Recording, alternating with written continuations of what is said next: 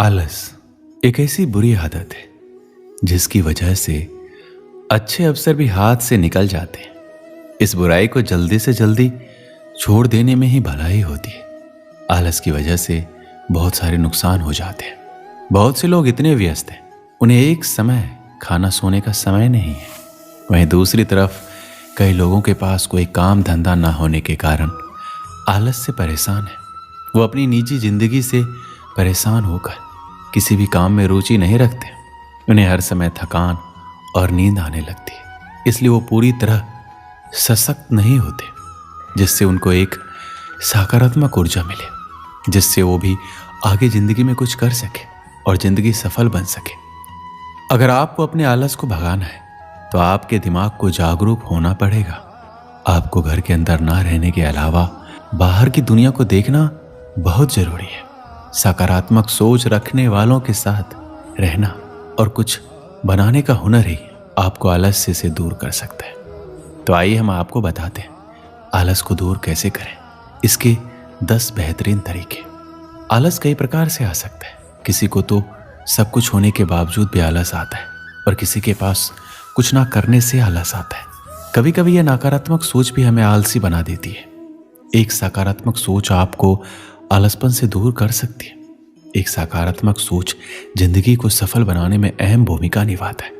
अगर आपका सोच सकारात्मक है तो आपको ना तो आलस से आएगा ना ही नींद, बस कुछ करने की सोच आएगी। सकारात्मक सोच लाने के लिए आप ऐसे लोगों के बीच जाएं जो सकारात्मक सोच रखते हो और वही बात करते हो।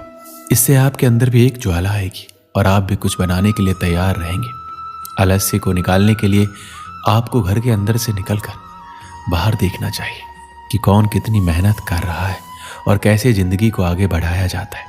कहते हैं अगर व्यक्ति कुछ करने की ठान लेता है तो कोई भी समस्या उसके आगे पीछे नहीं आती है।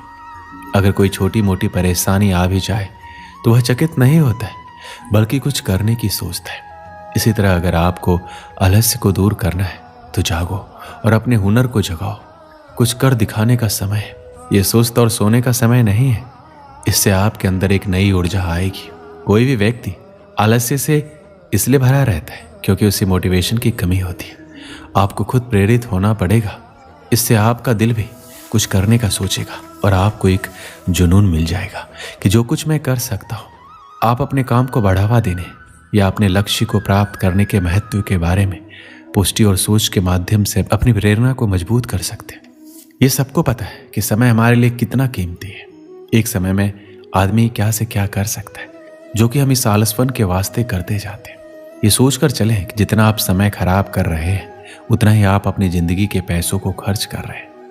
बहुत बार ऐसा होता है कि हम किसी भी काम के रिजल्ट के बारे में सोचने लगते हैं। सोच नेगेटिव हो तो व्यक्ति का दिल और मन उस कार्य से हट जाता है।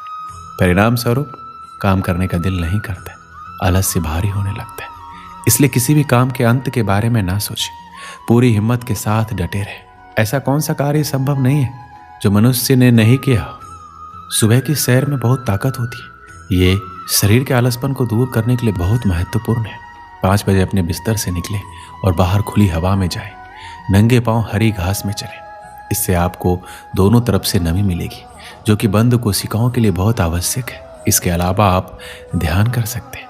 ये हमें आंतरिक रूप से साफ और शुद्ध करता है। आलस्य हमारे द्वारा भारी भरकम और असंतुलित खाने से भी होता है। अगर हमें 4 रोटियों की भूख लगी है तो हम एक और ज़्यादा खा लेते हैं। इससे हमारे शरीर का पाचन शक्ति कमज़ोर हो जाता है और यह अनावश्यक भोजन हमारे आलसपन को ज़्यादा बढ़ाता है। याद रखें, अगर आपको 4 रोटी की भूख है तो आप 3 ही खाएं। ये कहना बिल्कुल भी गलत नहीं होगा कि हमारे आसपास बहुत नकारात्मकता है। ऐसा इसलिए क्योंकि हम जो पढ़ते हैं, देखते हैं, उसका हमारे दिमाग पर प्रभाव पड़ता है, जिसकी वजह से ना केवल तनाव होता है बल्कि हम खुद को इस कदर उन चीज़ों में उलझा लेते हैं जिससे निकलना मुश्किल हो जाता है। यही तो एक वजह है कि जब हमारे पास नकारात्मकता बहुत ज़्यादा दिखने लगती है तो हम बहुत अजीब सा बर्ताव करने लगते हैं। अगर एक नकारात्मक विचार मन में आ गया तो बाकियों को निमंत्रण मनुष्य खुद देता है।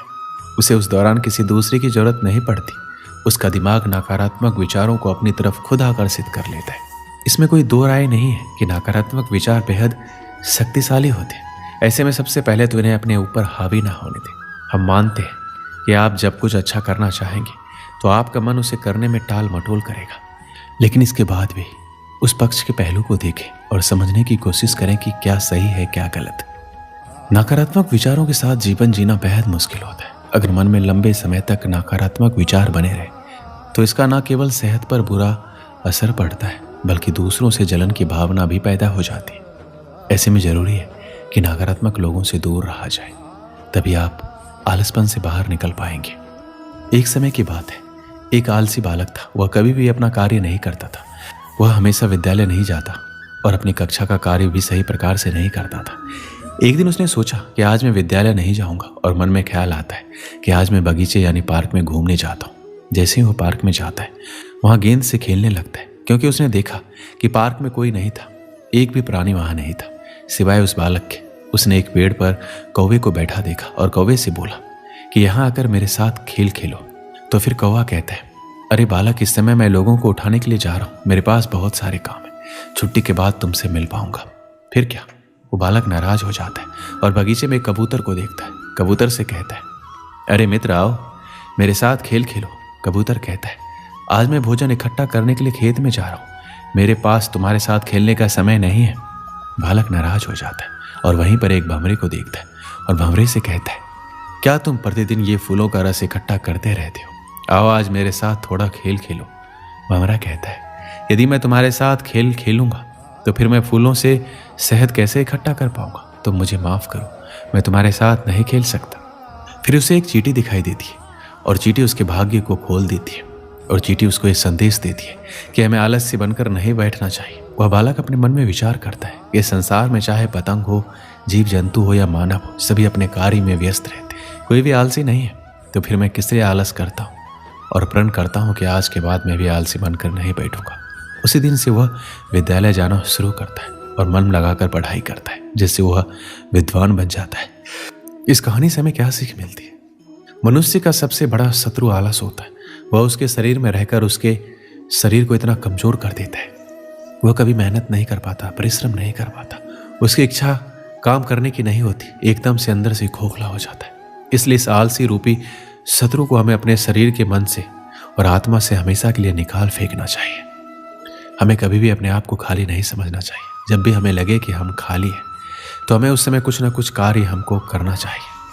अगर आलस हमारे अंदर आज प्रवेश करता है तो हमारी शक्ति को चिढ़ाने का काम करता है, तो ये हमारी शक्ति को नष्ट कर देता है। हमें इस आलस्य को दूर भगाना ही होगा और परिश्रम जी जान लगाकर करना होगा, तभी हम सफल हो पाएंगे।